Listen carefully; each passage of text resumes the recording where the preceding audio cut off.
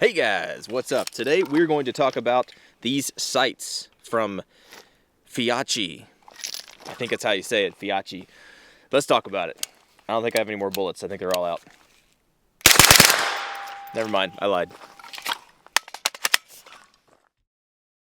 So yes, we're going to be talking about these little iron sights from a company called Feyachi. I think it's Feyachi, I think that's how you say it. Make sure everything's on the right settings and whatnot and stuff. Here we go. Yeah, so there we go. Yes. So we have these little things from Feyachi. I think that's how you say it. It's a weird, I don't know if there's a ammunition company similarly named. Anyway, these guys reached out to me and sent me these, and they sent me a bipod. The bipod I'm currently running on my 308. I brought that out last week. I'll try to throw in some pictures. If I don't remember, I'm sorry, but try to throw in some pictures of those. The bipod's perfectly fine. It's not a Picatinny mount. It's an M-LOK mount, which is nice for the 308 because it sits in there really nice and slow and slim. Not slow, nice and slim. Doesn't take up a lot of room. It works very, very well. For what it is. It's not a swivel one, but it's not made that way, so I can't knock it for that. But we're not talking about that. Today, we're talking about the iron sights. Some things with iron sights. This is going to be nice and quick, but here we go. Some things with iron sights, really quickly. This will be a really quick overall review thing. There's not a whole lot to talk about iron sights, but some things with them that are very important, or in my opinion, they need to be simple. If they're not simple, then in general, in my experience, they're going to break, right? If they're very complicated and they got a bunch of stuff and things, and it just gets complicated, and you get little pins and springs and whatevers, and they just break, and they're not good. These sights do not seem to be overly complicated at all. They seem to be very simple. On your rear sight, you have your windage adjustments over here. On both the front and the rear sights, your control basically is you have this little pin. You push the little pin down, you can lower your sight. To put the sight up, you just push it up, right? But it locks it in place, right? And unless you really go to smashing on this thing and you shear off that pin, you shouldn't be having any trouble with that. You push the pin in and the sight will come back. Very simple, so it's very quick to deploy them. Nice little catchword for you. A very quick deployment of them, which is important, right? And then it's not as important to have to get them out of the way. Really shouldn't be that big of a deal. And to get them out of the way, like I said, you push the little pin and you flip your sights down.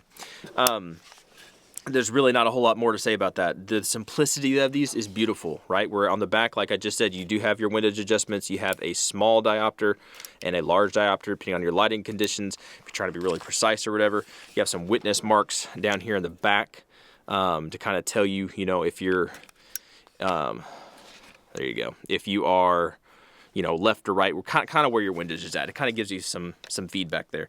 And in my experience so far, the more you do this and flip these back and forth, you're not moving your zero.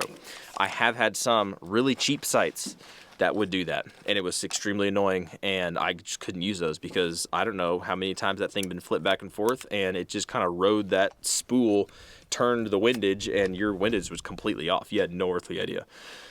These guys do not have that problem yet, in my experience. I shouldn't say yet, like I expect them to, but they haven't had that problem. All right. The front sight, this is one of my most favorite things about these. All right. These are very easy to adjust. Not too easy to where you're going to get them knocked off, but they have this little wheel right here, right, where you adjust your elevation with this little wheel. It's nice and tactile. You can hear it. This is awesome. This means you don't have to carry around one of them weird front sight tool things or get a bullet out or a pencil or whatever and try to push down a little deep. No, you have a little thing and you turn it. So far, I have not had this thing accidentally get moved or whatever. I'm sure somehow it could happen. I have not had that happen. I like this a lot. I like it a lot. I like it a lot. I can't express how much I like this. The simplicity of it, again, it's just simple.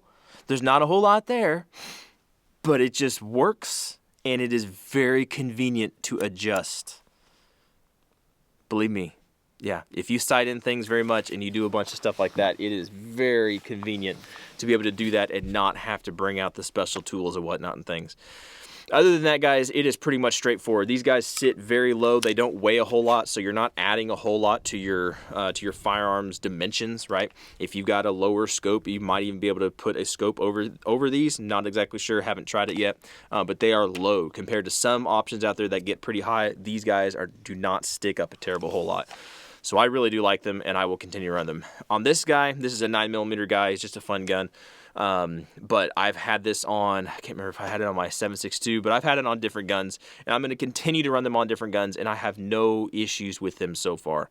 As we get more time with these, because I can't afford to just go out and do a whole bunch of stuff for a long period of time, or not a long period of time, a whole bunch of stuff, meaning shoot a whole bunch of bullets and test, to make sure everything holds zero and everything over a bunch of different platforms, a bunch of different ammo. I don't have the time to do that in one day. Well, I have the time to do that in one day. I don't have the resources to do that in one day. So we're going to have to space this out over time, where we're going to run out on this gun. This is a 9mm, and this guy thumps, right? This guy has a very, very thumpy recoil, and if anything is going to shake loose an optic or a laser or a whatever mount, this gun is going to shake it loose. This thing thumps, and it rocks your world a little bit. A little bit more. I mean, yeah, anyway, you know what I'm saying. Anyway. We'll play around with it and see what we think. Anyway, guys, if you have any questions about these, let me know. So far, so good. And if that jinxed it, then we'll find out next time. But so far, so good. I really do like these. For the price that you're paying for these are not expensive. Just to have backup sights that literally are nice backup sights that you can get zeroed in, lay them down, forget about them. And they're metal, they're not plastic, polymer stuff. I don't necessarily like those ones that are that way. Even if they come from bigger brands, I don't really like them. I'd rather have something like this.